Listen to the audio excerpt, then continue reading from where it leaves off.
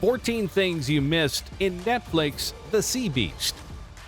Netflix's latest animated feature film spins a tale of a land far away, where valiant pirates go up against gigantic and menacing creatures from the sea. Ahoy, movie lovers! Here's everything from concept art to behind-the-scenes deets you might have missed while you were watching The Sea Beast. Director is a former Disney employee. The movie is a passion project from a former Disney employee. After working 25 years with Disney, director Chris Williams wanted to distance himself from the industry giant and pursue his dream of making The Sea Beast. He cites his inspirations for the project as old sea maps, where artists would populate the unknown areas with colorful illustrations of monsters to make those areas more exciting and dangerous. Prickleback. The monster that attacks the inevitable at the beginning of the movie is the Prickleback, a ferocious green beast with multiple tentacles and a threatening pair of jaws. Character designer Shi-Yun Kim took inspiration for its design from real-life creatures. The final design for the Prickleback would be a mix between a crocodile and an octopus to make it look as menacing as possible. The team didn't want the audience to relate to the creatures because the truth about them wasn't revealed yet. That is why the design ended up looking so threatening. Red's initial design. One of the initial designs for Red features a lion-like pattern on her body. This would ultimately not make it into the film, but it's interesting to see how the Queen of Monsters was almost going to be lion-like. Although the film ended up going in another direction, this design is still very cool to look at. Blue's design inspiration was a pug. When Maisie and Jacob explore the uncharted island, they come across a round-looking creature with giant eyes that is as cute as it is harmless. This was a turning point in the film in terms of the audience's sympathy for the monsters. Blue was actually designed keeping pugs in mind. Character designer Shin-Yoon Kim wanted the design to look both cute and comedic and chose pugs as his reference. Blue was going to look like a frog at first. One of the initial designs for Blue had him looking like somewhat of a frog. Ultimately, it was decided that a blob-like looking creature would evoke a more emotional response from the audience, and so this design was eventually scrapped. Why was Red red?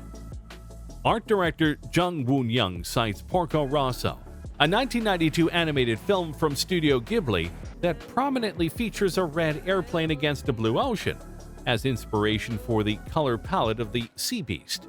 He further explains that making Red's color was an iterative process. Too much saturation made her feel small and insignificant. Ultimately, when he lowered the saturation, he arrived at just the perfect hue for Red, one that made her look both elegant and realistic. Red's design inspiration. Red is the titular sea beast of the film, and according to the design team of the film, she was quite the assignment. While all other characters were meant to look like monsters or harmless blobs, Red's design had to balance itself on the spectrum. We didn't want to feel like she was going to be just this sweet, docile thing. She had to also be capable of incredible destruction and be really fearsome, says director Chris Williams. Ultimately, the animals the team settled on using as a reference were walruses. Drawing comparisons.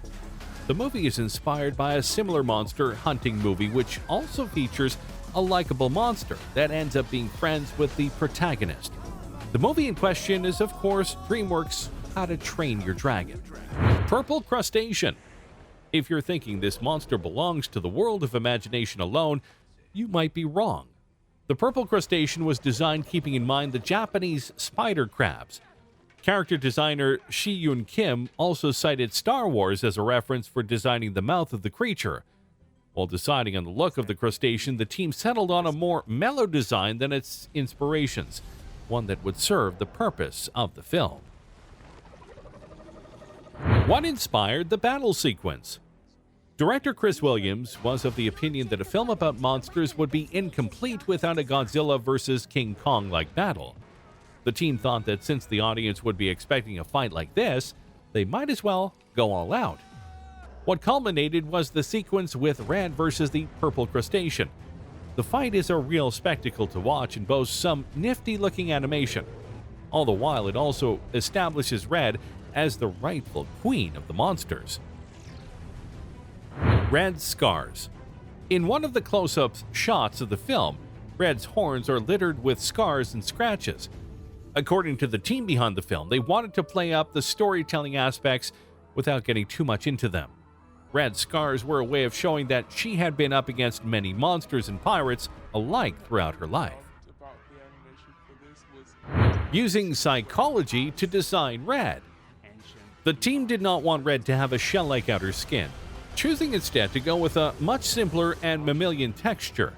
Psychology comes into play here, since humans have a tendency of relating more easily to mammalian creatures than to fishes or reptiles. Cat-like eyes. To sell Red's character arc from friend to foe, the team decided that they would make her eyes cat-like. Initially, there was a debate on whether her eyes would be more human-like, but the team wanted to evoke a sense of fear and not make Red instantly relatable. A barrier had to be crossed to earn her friendship and trust. Red's size. There are many shots in the film which emphasize Red's size in comparison to our heroes, but none more obvious than the one where Jacob and Maisie are perched on top of the gigantic creature on their boat. The shot truly gives a sense of scale and how enormous Red is, and was planned specifically for this purpose.